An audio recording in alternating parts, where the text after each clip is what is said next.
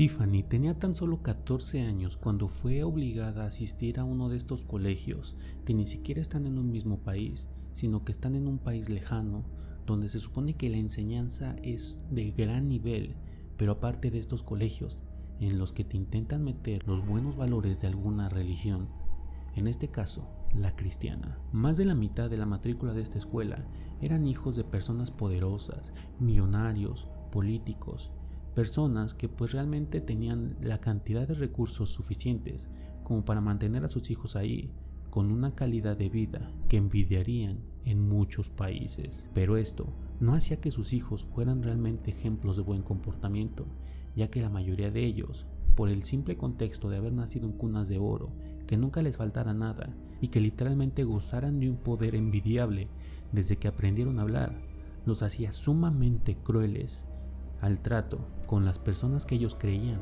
que eran inferiores a ellos. Tiffany tenía que asistir a esta escuela porque lamentablemente las situaciones de la vida la había llevado a eso, ya que un par de años atrás, cuando ella tenía 11 años, su madre, que era mesera de un restaurante, había atendido una mesa en la que se sentó un señor que al principio no parecía, pero era un dueño de una de las mayores petroleras de todo Estados Unidos. Esta persona quedó encantado del trato que le dio la madre de Tiffany y además se enamoró al instante, puesto que la madre de Tiffany era una mujer muy hermosa. No pasó más de 2 o 3 meses de cortejo cuando decidieron casarse, y se casaron a lo grande con una gran boda, puesto que el señor tenía bastantes recursos para tirar por la ventana.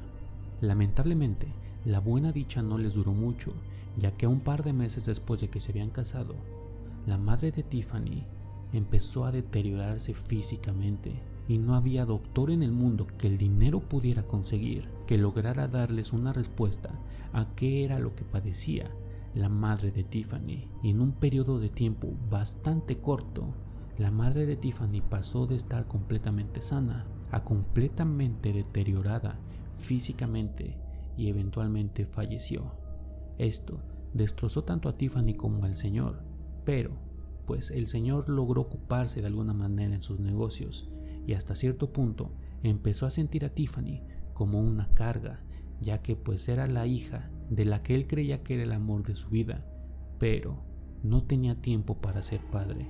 Así que, utilizando todo su dinero, decidió mandar a Tiffany a este colegio que se supone que era el mejor colegio incluso de toda Europa, el mejor colegio al que todo mundo soñaba con mandar a sus hijos y al que solamente las personas con altas cantidades de dinero podían hacerlo. Tiffany se sentía rechazada por la mayoría de sus compañeros, ya que pues ella pertenecía a otro estatus social, porque si bien tenía todos los recursos de su ahora padrastro, no había nacido realmente en esa cuna de oro como sus compañeros.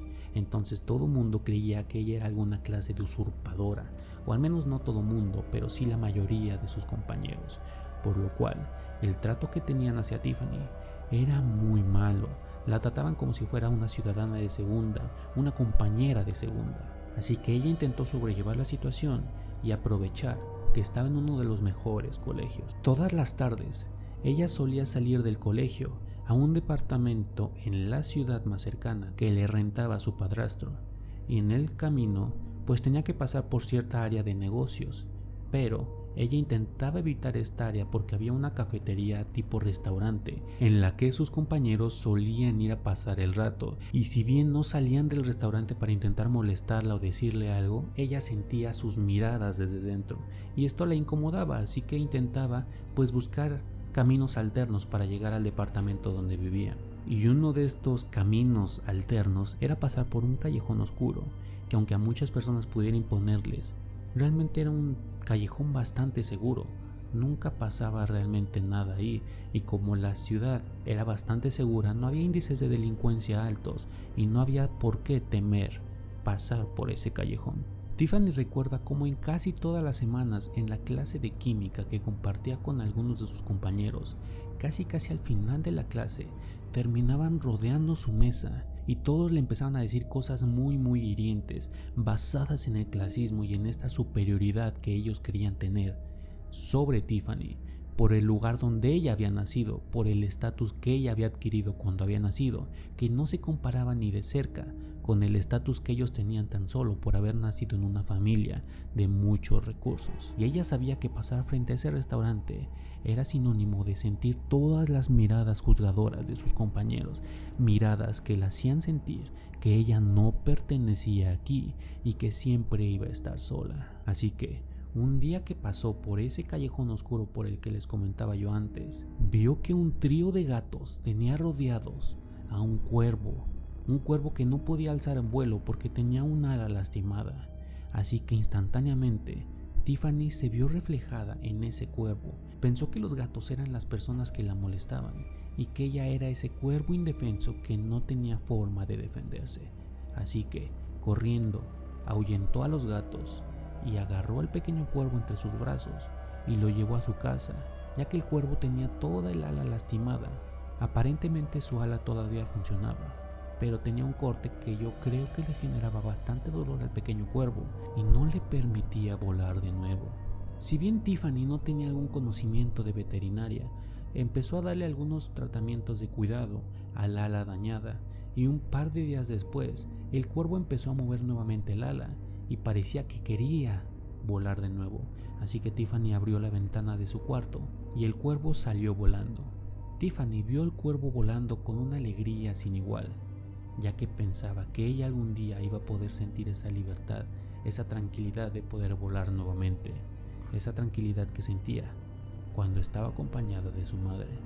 Tiffany siguió asistiendo a la escuela, pero el comportamiento que tenían sus compañeros fue escalando cada vez más. Pasaron de comentarios ligeramente hirientes a comentarios completamente hirientes y crueles. Tiffany de repente tenía dudas acerca de seguir asistiendo al colegio. Quería regresar a un lugar un poco más normal, con personas a lo mejor que no la trataran tan mal. Pero algo que le dio cierta tranquilidad fue que justamente frente al colegio había unos postes con cables eléctricos donde se paraban todos los días una parvada de cuervos, y ella creía que entre ellos estaba su cuervo amigo, ese cuervo al que había rescatado de los gatos y que posiblemente allí la estaba cuidando. Hasta que un día, en una de esas sesiones en las que los compañeros la rodeaban y le decían cosas hirientes, una de ellas se armó de valor y decidió meterle una cachetada a Tiffany. Pero justo en ese momento empezaron a escuchar un picoteo desde fuera de la ventana del salón de clases. Era un pequeño cuervo que estaba picoteando la ventana con mucha desesperación.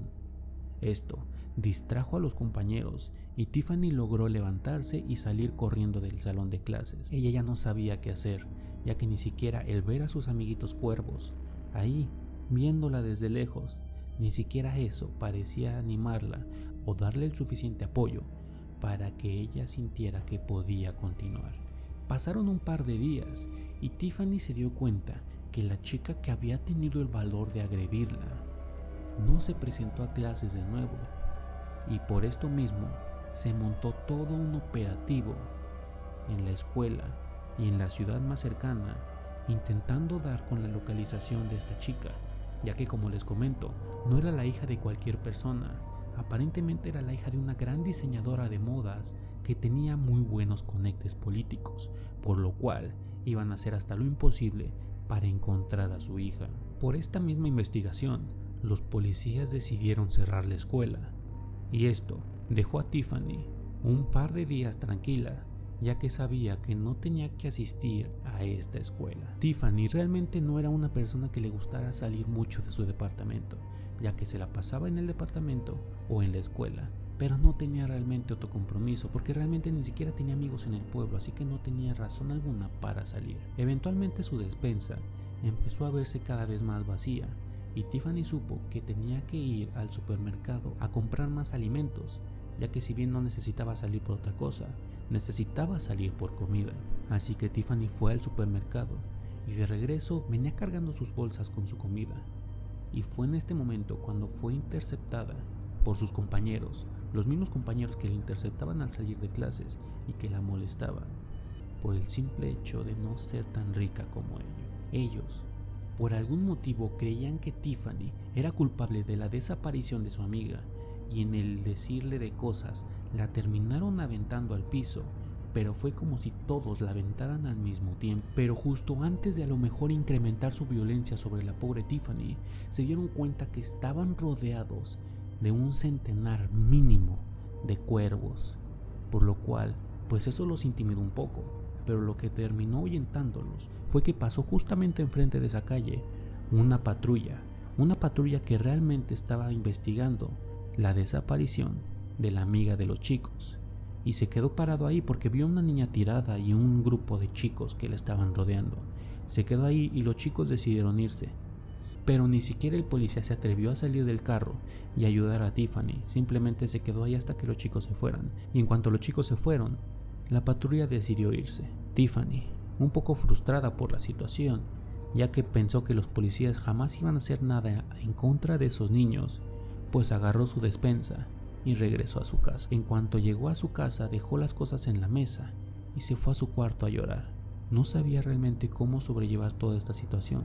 Estaba llegando a niveles en los que ella ya estaba siendo agredida físicamente, por lo cual se puso a llorar hasta que terminó dormida. No sabe en qué momento exactamente durante la noche se abrió su ventana, pero esto mismo la despertó, ya que la ventana estaba azotándose contra su pared por el mismo viento de la noche. Esto la despertó y al momento se quedó impactada y asustada por lo que estaba presenciando. Se encontró que estaba rodeado por todos los compañeros que la trataban mal. Todos estaban ahí en ese cuarto, viéndola fijamente, o al menos eso fue lo que pensó en un inicio, hasta que se talló un poco los ojos y se dio cuenta de lo que de verdad estaba pasando. No eran sus compañeros realmente, sino solamente sus cabezas que estaban dentro del cuarto, rodeando la cama, como cuando la rodeaban en el salón de clases, justamente en el mismo orden en el que la rodeaban. Todas las cabezas cercenadas del cuerpo, mirándola fijamente, pero ahora no había una expresión de hostigamiento en sus miradas, sino incluso la última mirada que tenían estas personas antes de morir fue de miedo, y se veía en sus rostros. Ya no le gritarían, ya no la acosarían, por lo que ver a sus compañeros así no la asustó realmente, sino que de una manera muy extraña y bizarra le dio una tranquilidad increíble. Y justo en ese momento vio un pequeño cuervo sobre su cama acercarse a ella, y cuando lo vio más fijamente se dio cuenta que era el cuervo del ala lastimada que ella había salvado un par de semanas atrás. Un cuervo de ala dañada que se recostó a su lado y le hizo sentir que ya no estaría sola, que ahora tenía una nueva familia de cuervos que estaba dispuesta a proteger a Tiffany contra toda persona que estuviera dispuesto a dañarla. Los cuervos de Tiffany. María ve cómo detrás de ella se cierra una gran puerta de metal, un gran zaguán que la separa a ella de la congregación. Se queda paralizada por un momento, viendo la plaza frente a ella, completamente sumida en la oscuridad. María se voltea, ve a través de la puerta de metal, ve a través de los barrotes de la puerta de metal y ve a Caleb en la parte de atrás, con una gran túnica blanca y una gran barba, como si fuera alguna clase de profeta. Ella piensa que si a lo mejor le pide perdón, Caleb estaría dispuesto a recibirla nuevamente, pero también otra parte de ella sabe que ya pasó ese punto de no retorno, en el que Caleb no iba a aceptar un simple perdón para dejarla entrar nuevamente a la congregación. Ella sabe que lo que ella pidió ya no tiene vuelta atrás, puesto que ella le había pedido a Caleb no ser una reproductora, sino ser una recolectora en este nuevo mundo. María se voltea y ve la plaza frente a ella, completamente sumida en la oscuridad. Agarra su mochila, se la ajusta mejor y el rifle que le dieron lo agarra con ambas manos y empieza a caminar hacia la oscuridad. Puede ver poco con la luz de la luna. Ve toda la vegetación que ha nacido en las calles, en los edificios, puesto que ahora La vegetación no tiene a alguien que la esté deteniendo de nacer. Solamente existen a los que ellos llaman los podridos. Y los podridos no tienen ninguna intención de podar el césped, de cortar las ramas que nacen del piso, de cortar las ramas que invaden los edificios. Los podridos simplemente están ahí. María avanza hacia la salida de la plaza. Este pequeño zócalo en el que ella ahora se encuentra tiene a la Alhóndiga a la distancia, a unos 200 metros, y ella tiene que seguir su camino, puesto que la mandaron ahora a buscar alimentos para la congregación. No sucede realmente nada, todo está en silencio y María sigue caminando, sigue su camino, esperando que de cualquier lado salga uno de los llamados podridos. Una mano fría, casi con la carne cayéndose en pedazos del hueso, pero no pasa nada. Sigue caminando, sola, en la oscuridad, esperando lo peor, sola, en la oscuridad, solamente con el rifle que le dieron para defenderse. Toda la ciudad tiene este aroma como a cementerio, y aunque toda la ciudad ahora parece estar cubierta en un verde de césped, un verde de las plantas que están creciendo sin control, esto no disimula el olor a muerte, el olor, como dice ella, cementerio, este olor particular que tú detectas cuando vas a un panteón, cuando vas a un lugar de muerte, por más vegetación que haya a su alrededor. María vuelve a plantearse la idea de regresar, de rogarle a Caleb, de decirle que bien, que él tiene la razón y que si él quiere, ella va a ser una progenitora, una reproductora, y va a cargar con una de las que Caleb llama las semillas del nuevo mundo, y que va a volverse la cuarta esposa del hermano de Caleb, Abel, que ella va a aceptar su camino, que ella va a aceptar ser la cuarta esposa, pero vuelve sobre sí y se da cuenta que no, que esto es un absurdo, que todo lo que les ha dicho Caleb es absurdo. ¿Cómo van a lograr repoblar? ¿Cómo van a lograr tener ese ejército del que habla Caleb de nuevas semillas en este mundo en el que mandan a gente como ella a recolectar comida de fuera de la Alhóndiga, de fuera de donde se supone que ellos tienen su congregación? El alimento no sobra. ¿Cómo piensan alimentar a tantas bocas que Caleb quiere que nazcan tantas nuevas semillas del nuevo mundo? Por lo cual María se queda pensativa y decide continuar. Ya que a sus 14 años sabe que la mejor oportunidad que tiene de seguir viva es pertenecer a esa congregación. Y si bien ella no quiere ser una reproductora, una progenitora de las semillas del nuevo mundo, ella va a ser una recolectora, va a traerle alimento a la congregación. Sigue caminando y se empieza a preguntar si a lo mejor Caleb tenía razón o no, ya que pues ella ve que pues todo está sumido en la oscuridad y ella siente de alguna manera que corre más peligro en este momento y se pregunta el por qué no Caleb la mandó a recolectar alimentos durante el día, un momento en el que a lo mejor ella pudiera ver con mayor facilidad su entorno. A lo que recuerda las palabras de Caleb, en las cuales les decía a ella y a otros recolectores que durante la noche los podridos no podían verlos. Pero María también dudó un poco de esto, ya que si bien los podridos no eran conocidos por tener una buena visión, sí eran conocidos por tener un olfato infalible, un olfato que detectaba carne viva a cientos de metros incluso. María sigue caminando y llega a una calle que recuerda haber pasado cuando era niña, aunque ella sigue realmente siendo una niña de 14 años. Pero recuerda en esos momentos cuando iba con su madre, cuando era pequeña. Su madre la paseaba por esas calles. Le compraba un helado, le compraba algo de ropa. Y ella recuerda los momentos antes de que todo el mundo se fuera al carajo, de que esta podredumbre, como le llaman, controlara el mundo y terminara casi de extinguir a los humanos. Pero justamente es en este momento en el que, cuando ella estaba perdida en sus recuerdos, escucha un caminar a un par de metros, lento, pero que avanzaba hacia ella. Y es ahí cuando ella empieza a voltear a todos lados, hasta que ve a lo lejos a una mujer. Pero realmente ya no era una mujer, ahora era como ellos les llamaban, una podrida, un zombie básicamente.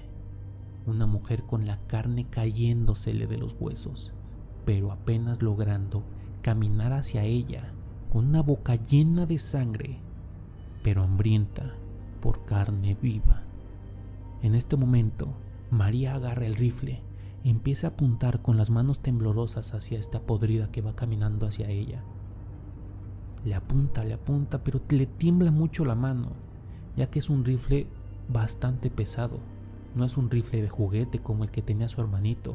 No, es un rifle de caza, grande y pesado. Y ella realmente es solo una niña de 14 años. Así que le apunta a la podrida justamente en la cabeza. Ella está segura que le va a dar en la cabeza y presiona el gatillo. Pero nada pasa. La podrida sigue caminando hacia ella. Entonces María nuevamente intenta apuntar. Dispara, pero no pasa nada. Y es ahí cuando empieza a caer en cuenta que o el rifle no funciona o no tiene municiones. Así que, cuando se da cuenta de esto, tiene básicamente a la podrida a 1 metro de distancia.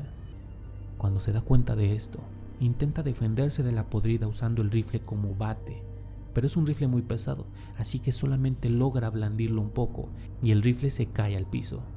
Así que lo único que le queda es huir de ahí. María se voltea y empieza a correr con toda velocidad, buscando su camino de regreso a la congregación. Corre y ve a lo lejos las luces de la congregación, las luces que están del otro lado, unas luces que casi no se notan, pero que están ahí, ya que si se notaran más, llamarían la atención de los podridos. María ve y sabe que está a unos 200 metros y sigue corriendo, pero cuando voltea ligeramente para ver si la podrida ya no está, ve como ahora no solamente es uno, son unos 10 o 20 podridos los que van tras de ella, algunos caminando muy lento, pero otros casi trotando. María sigue caminando, ya está a unos 100 metros de la puerta de metal que llega a la congregación. Sigue corriendo, está a 50 metros, y justamente a esa distancia ve cómo del otro lado de la puerta de metal, justo del otro lado de los barrotes, se encuentra Caleb mirándola. Así que ella piensa que hay esperanza. Está dispuesta a ser la 4ª esposa de su hermano Abel. Está dispuesta a traer estas nuevas semillas al mundo. Pero quiere que la dejen pasar. Que le den la oportunidad de vivir con la congregación. Así que sigue corriendo. Y justamente cuando llega a la puerta de metal, empieza a golpearla con desesperación, ya que al momento de voltear ve cómo ahora no son 20, ahora son 50 o hasta más podridos que están tras de ella. Empieza a pegarle a la puerta, pero ve como Caleb nada más se le queda viendo, con una cara de tristeza, hasta cierto punto de decepción. Solamente la mira. María sigue golpeando la puerta, rogándole a Caleb con lágrimas en los ojos que la deje pasar. Pero sabe que no la va a dejar pasar, porque todo esto fue planeado. Se atrevió a desafiar al líder de la congregación y sabe que no hay vuelta atrás. Ofendió al pastor, como algunos le llamaban, y no había perdón para esto. Y lo único que Caleb le dijo es que ella ya estaba muerta y que no podía permitirle pasar a los muertos a la congregación del Nuevo Mundo. Y fue justamente después de estas palabras que María sintió la primera mordida, una mordida directamente al hombro, después otra mordida en la pierna, y fue justamente en este momento cuando ella empezó a sentir cómo este veneno recorría su sangre. Fue en este momento en el que pensó, o quizá no pensó sino deseó, que pudiera tener memoria, ya siendo convertida en una podrida, tener memoria suficiente para eventualmente ella ser la responsable de acabar con Caleb.